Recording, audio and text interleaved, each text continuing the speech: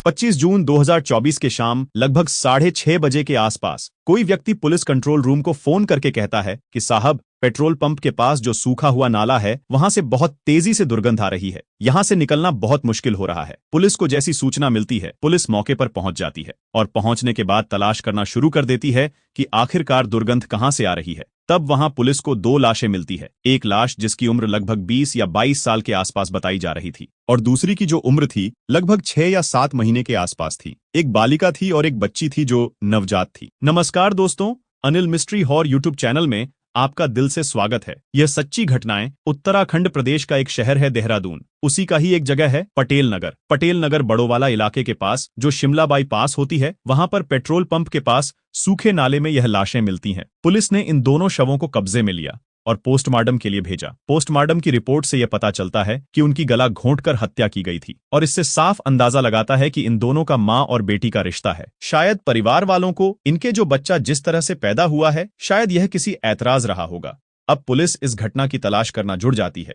लगभग पुलिस कई घंटे तक उसी घटनास्थल के आसपास बहुत सारी छोटी से छोटी चीजों को खंगालना शुरू कर देते हैं ताकि कहीं से कोई सबूत मिल जाए। लेकिन जब रात काफी हो जाती है, कोई सबूत नहीं मिलती है। पुलिस परेशान हो जाती है और पुलिस यहां से चली जाती है। अगले दिन यानी कि 26 जून 2024 की सुबह की बात है। यहां से उसी रास्ते से, उसी जगह से जो शिमला बाईपास है, जो पटेल नगर का बड़ा वाला इलाका है, वहां से कुछ लोग गुजर रहे थे तो उनको फिर से दुर्गंध आने लगती है।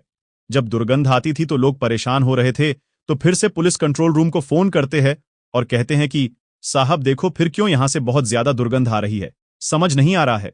पुलिस वाले कहते हैं कि अरे कल तो यहां से 2 लाश मिली थी, हो सकता है कि उसी की वजह से दुर्गंध आ रही होगी। लोग कहते हैं कि नहीं साहब, दुर्गंध तो बहुत ज्यादा है। कल जहां से लाश मिली थी उससे थोड़ा सा अलग है, आप जाकर देख लीजिए। अब पुलिस को यह लगता है कि जाकर देख लेना चाहिए। पहले ऐसी ही यहां 2 लाशें मिली हैं। अब तीसरी लाश मिलने की एक उम्मीद थी पुलिस को। अब यहां पर डॉग स्क्वाड, फोरेंसिक टीम और एसपी सहित बड़े बड़े अधिकारी मौके पर पहुंच जाते हैं। डॉग स्क्वाड की मदद से पता करने की कोशिश की जाती है कि आखिरकार दुर्गंध कहां से आ रही है। जब दुर्गंध का पता निकाला जाता है तो पता चलता है कि 30 या 32 साल की महिला की लाश पड़ी थी। अब पुलिस को एक साथ यानी कि 2 दिन में अगले 12 घंटे के अंदर में 3 लाश मिलना यह बहुत बड़ी बात हो जाती है। अब 3 लाशों के मिलने की वजह से पुलिस अब इस मामले में सक्रिय हो जाती है और जांच पड़ताल करना शुरू कर देती है। पुलिस ने जो टीम बनाई थी, हर एक छोटी से छोटी चीज को देखने की कोशिश कर रहे थे। पुलिस वालों ने थोड़ा सा और आगे चलते हैं तो वहां पर एक नीले रंग का बैग मिलता है। उस बैग को जब उठाया जाता है और देखा जाता है तो उसमें कुछ कपड़े था और एक टिकट भी था। इसके अलावा बंबई ज्वेलर्स का उस पर एड्रेस लिखा हुआ था। अब पुलिस उस बंबई के एड्रेस पर पता करने की कोशिश करती है। पुलिस ने और भी सबूत जांच कर रही थी। तभी पुलिस की नजर पहुंचती है एक छोटे से कागज के टुकड़े पर, जो कागज का टुकड़ा मुरादाबाद रोडवेज बस की टिकट था। पुलिस ने जैसे ही उस टिकट को खोला, खोलने के बाद जब देखना शुरू किया तो उसमें से कुछ अक्षर मिट चुके थे और कुछ अक्षर बाकी थे। सभी बस वालों से कांटेक्ट करने की कोशिश की। पता चलता है कि यह टिकट बिजनौर में एक जगह है, नहटोर। नहटोर से देहरादून के लिए टिकट था और उस टिकट पर साफ साफ यह उल्लेख था कि यह एक एडल्ट और 2 नाबालिग की थी। अब इससे यह साफ साफ पुलिस ने अंदाजा लगा लिया कि तीनों जो लाश है वो एक ही परिवार का है। दोनों बच्चे हैं और इसमें एक बड़ी महिला है। अब पुलिस ने इसके बारे में और पता करने की कोशिश की। पुलिस ने एक टीम को नहटौर भेज दिया, ये जानकारी हो सके कि कहां का टिकट है, ये कौन चढ़ा था, कौन नहीं चढ़ा था, गाड़ी के अंदर किसने सफर किया था, कौन थी वो महिला और कौन थे वो मरने वाले 2 अलग अलग। अब उस टिकट में लिखा था 23 जून 2024 की लगभग 4:11 पर वहां से चलती है और नहटौर से देहरादून के लिए। अब देहरादून में बस आकर रुकती है तो पुलिस ने देहरादून आई जो सीसीटीवी कैमरे लगे हुए थे, उनको देखा कि यह महिला 2 लड़कियों के साथ थी। एक गोद में बच्ची होती है, साथ ही एक लड़की बड़ी होती है। अब ये तो पुलिस ने क्लियर कर लिया कि इन तीनों का आपस में कोई ना कोई रिलेशन, कोई ना कोई संबंध है। अब पुलिस ने आसपास के जितने भी सीसीटीवी कैमरे थे उनको भी खंगालना शुरू किया। तभी पुलिस को एक व्यक्ति मिलता है और व्यक्ति आकर कहता है कि साहब, मैंने इस महिला को किसी के साथ बाइक पर बैठे हुए देखा था, लेकिन किसके साथ बैठा था नहीं पता। अब सीसीटीवी कैमरे में जो देखा जाता है तो पता चलता है कि सच में यह महिला बाइक पर बैठी हुई थी। अब पुलिस ने जो टीम बनाई हुई थी, जो आसपास की फैक्ट्री थी, आसपास के लोग थे, उनसे बातचीत करते हैं।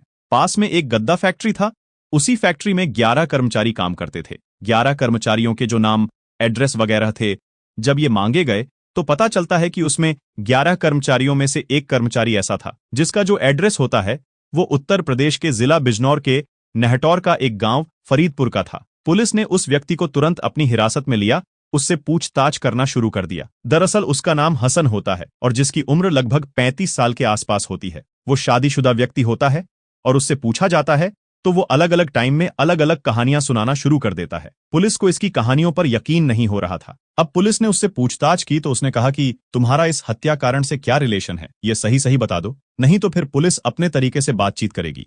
जब पुलिस ने उससे अपने तरीके से बातचीत करने की कोशिश की, आखिरकार वो डर जाता है और कहानी सुनाता है। वो बताता है कि जो महिला है जिसकी मौत हुई है उसका नाम है रेशमा, जिसकी उम्र लगभग 35 साल के आसपास है। उसी की एक बेटी है 15 साल के आसपास जिसका नाम आयत है और 8 महीने की लड़की है जिसका नाम आयशा होता है। दरअसल ये बच्चे उसी के होते हैं। 2018 में इसका पति से तलाक हो जाता है और उसके पति के तलाक के बाद इसकी उससे दोस्ती हो जाती है। दोनों बहुत नजदीक आ जाते हैं और नजदीक आने के बाद यहां से बंबई चले जाते हैं। बंबई कुछ दिन रहते हैं, 4 या 6 महीने रहने के बाद वापस आ जाते हैं। ये लड़का अपना देहरादून में आ जाता है और यह महिला अपने नहटौर में रहने लगती है। लेकिन इसी बीच में यह महिला जबरदस्ती करती है और कहती है मैं तुमसे शादी करूंगी और तुम्हारे साथ ही रहना है, जबकि ये खुद शादीशुदा होता है। अब इसी बीच में 23 जून 2024 को ये गाड़ी पकड़ती है जो कि मुरादाबाद की रोडवेज बस होती है। नौहटौर से पकड़कर ये सीधा देहरादून में उतरती है और फोन करके कहती है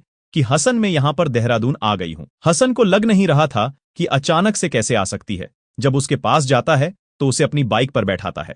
बाइक बैठाने के बाद सीधा जिस कंपनी में काम करता था उस कंपनी के फैक्ट्री में जहां भी वो रहता था उस महिला को और उसके दोनों बच्चों को साथ लेके चले जाता है। रात 23 तारीख को अंधेरे में जब ये दोनों सो जाते तब मौका पाते ही वो पूरी ताकत से उस महिला यानी कि रेशमा का गला दबाकर हत्या कर देता है। अब बच्चे को एक पहले जो बड़ी बेटी होती है उसका नाम आयत होता है जिसकी उम्र 15 साल के आसपास होती है। उसके सीने में बैठकर उसके तकिए से उसकी हत्या कर देता है और जो 8 महीने की बच्ची होती है उसको भी तकिए से गला घोंटता है, गला घोंटकर हत्या कर देता है और तीनों को एक एक करके उस कमरे से ले जाके उसे सूखे हुए नाले में फेंक देता है और इस महिला को थोड़ा सा अलग फेंकता है।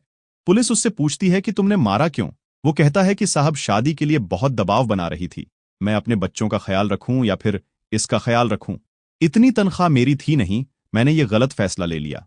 एक तलाकशुदा महिला से और शादीशुदा महिला से प्यार कर बैठा। और पुलिस की जांच में यह भी आता है कि जो 8 महीने की बच्ची होती है वो इसी हसन की होती है।